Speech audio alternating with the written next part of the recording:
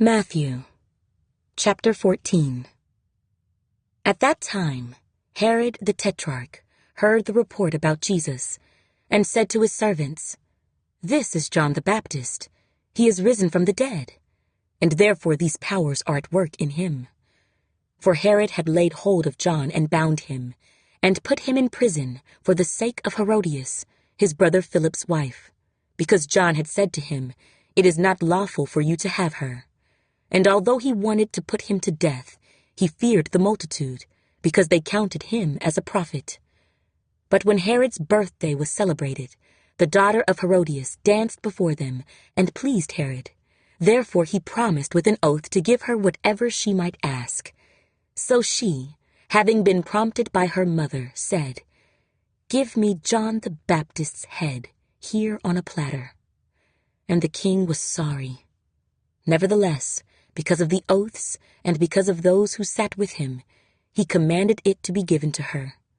So he sent and had John beheaded in prison. And his head was brought on a platter and given to the girl, and she brought it to her mother. Then his disciples came and took away the body and buried it, and went and told Jesus. When Jesus heard it, he departed from there by boat to a deserted place by himself. But when the multitudes heard it, they followed him on foot from the cities.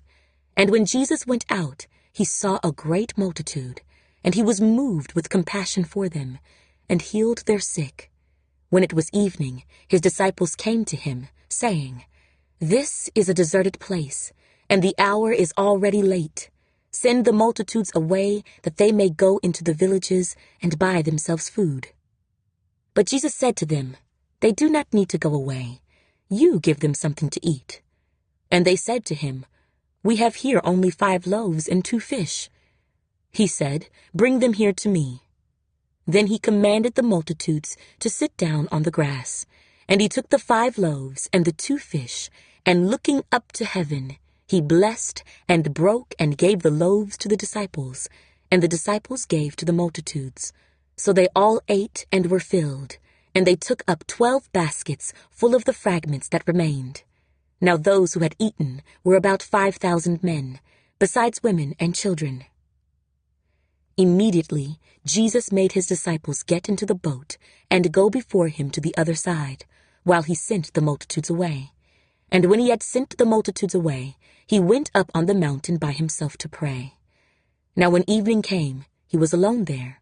But the boat was now in the middle of the sea, tossed by the waves, for the wind was contrary.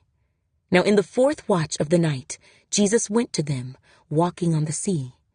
And when the disciples saw him walking on the sea, they were troubled, saying, "It is a ghost!" And they cried out for fear.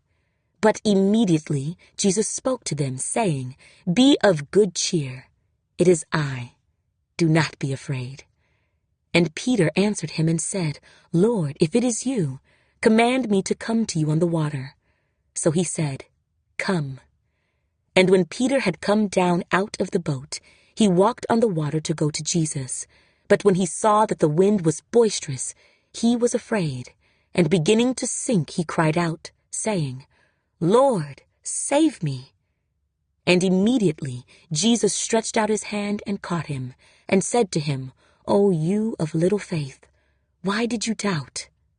And when they got into the boat, the wind ceased.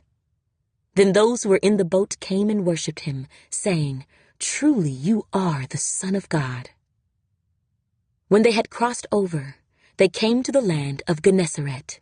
And when the men of that place recognized him, they sent out into all that surrounding region, brought to him all who were sick, and begged him that they might only touch the hem of his garment.